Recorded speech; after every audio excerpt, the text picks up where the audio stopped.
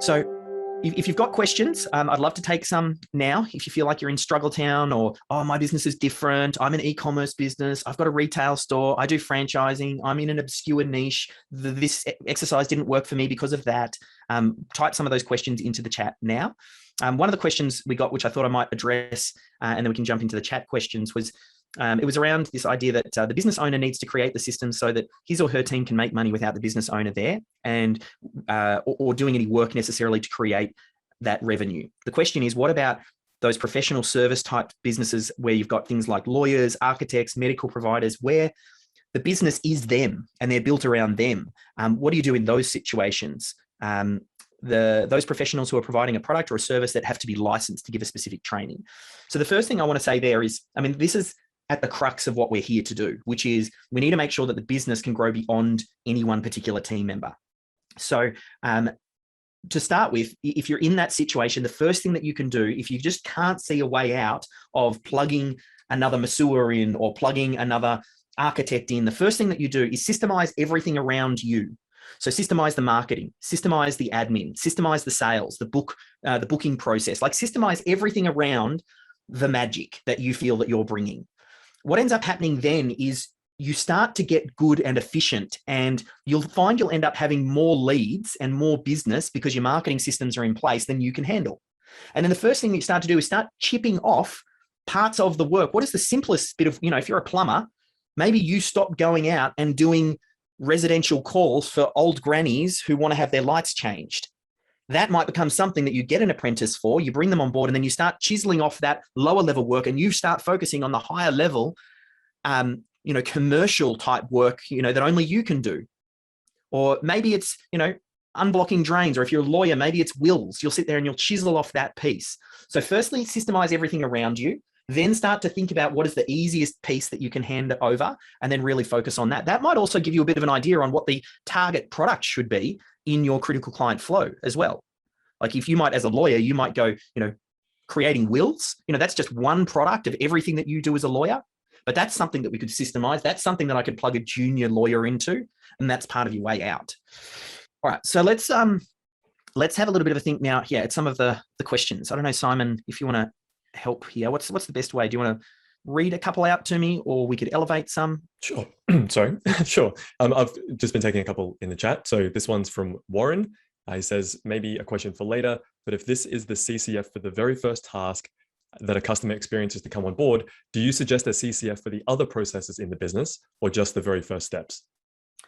At some point, and this kind of speaks to what Al had done when he started creating multiple CCFs, at some point, you might start to look at other product lines and doing other critical client flows. But there's probably 100 other things that you should be doing before you get to that point. Let's focus on one critical client flow first. And then we also, after that, if you've read Systemology, when you get to chapter, it's the scale stage, which is stage number 6. That's when we start to think about what are the minimum systems in the other departments. That comes before you think about another product line. Because effectively what we're looking for, I want the minimum viable number of systems required to run your business. So the business needs to be able to make money, and then we might start thinking about HR, hiring staff and onboarding. We might think about some more finance systems and management systems, just so you've got a skeleton of this business. That needs to happen before we get to another critical client flow. Yeah, awesome. I imagine that once one is complete, the next one, you take the lessons you learned from doing the previous one and hopefully make it a bit easier. No promises. Yeah, that it definitely does. You're right, because also you'll find once you go to your next one, let's say you do get all the way around the 7 stages of Systemology, then and we do the next critical client flow, a lot of the lead generation methods are going to be the same. Invoicing is the same. You'll start to find lots of the things that you've already done. Yeah, that makes a lot of sense. Vanessa says, would sending the proposal and follow-up process be the same step? Look, it's up to you on how you want to break it. For me, sometimes I'll go in my head, who's going to be doing this? Is it going to be the same person? Can I imagine it getting broken up? So for example, the preparing of a proposal, the creation, I could imagine someone doing that. Maybe it's an admin or a junior or someone who could review everything that's been collected, create the draft of the proposal, and then it gets the supervisor to overlook at it, perfect it, and then send it. So that would make sense to have that little piece broken out. Similarly, then we think about what the follow-up is. Sometimes the follow-up might be like if you've got, you know, a detailed sales process and you've got actual steps that you reach out and you're sending something lumpy in the mail and you're doing follow-up calls and you've got emails and there's something there, then it might make sense to have a follow-up. But if you're an e-commerce business that's selling a blue widget and they hit add to cart, there's no real follow-up process. You might have an abandoned cart automatic email that gets sent out, but that's automatic. So there's not really a system required. So there's no one exact answer for that one. It kind of depends. Yep, kind of seasoned to taste of it. Al says, why do we have multiple boxes for sales? Yes. So the reason we have multiple boxes for sales is depending on the business. Some businesses have a bit of a few steps. Like one thing that you have to keep in mind is this. I remember when I did Bikram yoga. I don't know if anyone's ever done Bikram yoga. It's that really hot yoga that you go to and you stand in this room and you basically sweat it out for 2 hours. And a lot of the exercises that you do in Bikram yoga, it's all about protecting your knees. And they'll tell you to, oh, you know, you have to lean this way because we're strengthening our knees and we're getting that part of your body strong. And then you start to wonder, why are they so obsessed with protecting your knees in Bikram yoga? And then if you go back and you look at the story of, you know, the Bikram yoga guy and how he got started, he had dodgy knees. So he developed all of these exercises to look after his dodgy knees. And that's where this whole idea happens. And we just do it just because. So there's some biases that are going to get built into the critical client flow.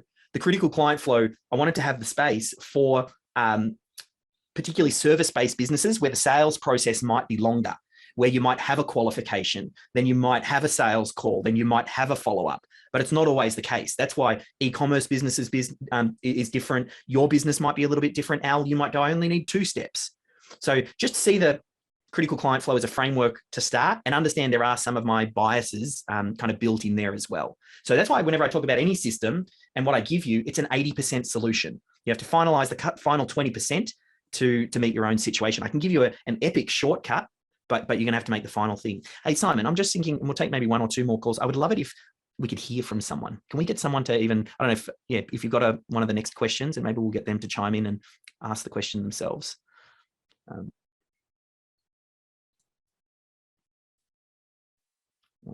There's a few. We've got Courtney was the next on the list. If Courtney's available and you've got a working microphone.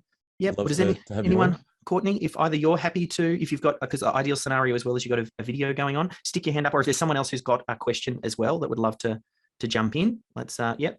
Oh, there we go. There we go. Yep. Courtney's hand is up. There we go. Fantastic. Do you want to tell us a little bit about your question? So we're in e-commerce and we really rely on reviews from products. Should reviews be on this? Look, this is a question a little bit around, particularly for e-commerce businesses, there's quite a lot that might happen in the automation that you might not necessarily need to execute on. For example, you know, you might have marketing automation that once they get in, you've got a series of emails that are getting sent out, or maybe once someone actually purchases, you've got a follow-up process that requests them to do their Google reviews or product reviews or whatever. So it's not something that someone necessarily is going to execute on. So in scenarios like that, and SaaS businesses are another one where we see that quite a lot because they heavily focus on automating a lot of the processes. You might want to still capture it just from the point of view that, you know, and we'll talk about this later, your business is a school and you're teaching your team, you know, like you're training your students, your team, and you want them to understand how the machine works. Because they have to understand how the machine works. Because if the machine breaks down, they need to know where to go to work on the machine. So you might capture it, but I just wouldn't go, if it's automated, don't go into epic detail. Like you might just kind of like, here's how the system's doing it and here's what it's doing. But yeah, you kind of have to find that balance between not over documenting and just documenting for document's sake. Sure. Thanks. Yeah. I love that. It's like a 10-second question and Dave will give a 5-minute response. So are there any other questions? We might just take one more if anyone else wanted to jump in, or we'll jump back into the presentation. Yep, there we go. Pania, do you want to unmute yourself? Good. Hi, David. Hi, everyone. Thank you. We have a pest control business, and for the majority of our services, invoicing is done at the time of service delivery. So just wondering if for those CCFs to move the money step to below delivery, because that is the order of the flow for those types of services. And the question being, is that okay? Yes. 100%. Yes, definitely. It needs to match what goes on in your business. Not everybody takes money up front. So that's perfectly fine, making adjustments, adding your own salt and pepper to your own taste. So yeah, perfect. One thing I'd love to, just before we jump back in, I don't know if there's anyone who feels confident in their critical client flow. Either they've got it open and they can share it, or they can kind of talk us through it. Similar to what Stephen did the other day. I don't know if there's anyone who thinks that they could do that. I'd love for someone to be able to walk through their critical client flow, in under a few minutes, and take some of the learnings that we've talked about and do that. If you want to stick your hand up if you feel like that's you, or type it into the chat. Okay, well, there we go. Hania, let's jump straight back to you. The thing is, I don't actually have it open because I've got my hard copy, but you actually had it open a few slides ago. Oh, okay. That was the one where you were grouping some steps. So I'd be really happy to have some feedback on that, or talk to you about that if we could, if you don't mind. Yeah, let's do that. Okay. That one. Yep. So we're the one on the right. Okay. All right. I can't quite move it, but I think we can see the bulk of it now. I think it's pretty clear. Yeah. So basically, we can see the target client there who we're aiming for, and this is for a termite inspection. So these are for people who either have had problems with termites or don't want to have problems with termites, and maybe I need to be specific in my target client for that. Now, currently, our work comes through either referrals, through networking, like chambers of commerce meetings, signage on the vehicles and on the road, and digital media. The inquiry comes to us either through a phone call or from through our web form on our website. And I did separate these out only because they're two. One is the method of receiving the response. The second one was about answering it, but I can see it could make sense to put it together. Answer the inquiry, there's a lot of steps in that. So it's its own process, of course, to be able to have the steps of what questions you need to ask to be able to then come up with a quote, and all of the other details around that. So then once we have the information we need, we can provide the quote to the client, who will then decide whether or not they want to go ahead with that. Then there is a system to follow up if they don't go ahead at the time. If they want to go ahead, then we book in the service, and so that's in a computer system. Now, the reason why I confirm the booking is separate is that's done 2 days prior to the job being booked, the job being done, which may or may not be done by the same person. It's just part of the process that we follow. We do confirm the booking.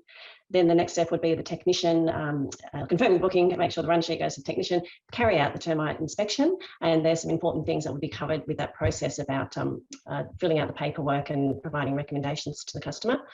It's the technician who then invoices the customer and collects the payment on the day. If not, obviously, then as part of the process is how we collect money. The technician also asks for the Google review, and separately the office would schedule the service reminder. Perfect. Look, part of, and I'll just make sure we pop you back on mute. Part of the idea of me doing this is really just to challenge your thinking. You might have strong resolve and come back and go, no, that's the way it needs to be, and that's okay. The way for you to test that will be to go to team members and other people and present it just like you did now, and then see, does it make sense? Should we break it up? And you might come to the conclusion, though, no, it's perfect. But the only way that you know that's going to happen is by challenging those assumptions and putting it to the test and getting the feedback. So, I mean, this was great for me, hearing you go through that. I feel like we could all follow it. None of us, I don't believe there's anyone else in the business who, in the group who has a termite inspection business, yet we all got it. So I don't know, in final, just with regards to that, is there any insight or anything that you picked up by going through the process so far? I know we're just starting it, but I'd love to know how you found, last session, this session, and even just mapping out the critical client flow, if anything jumped out at you. Well, the main thing is the simplicity of the form and keeping it high level. So to group things, right, just as you pointed out, there's a couple of things that could probably be put together. I'm a very detailed person, so for me, I would err on the side of detail, whereas I like the structure of this makes you keep it high level, and then knowing the process and the procedure is the thing where the detail happens, not these steps.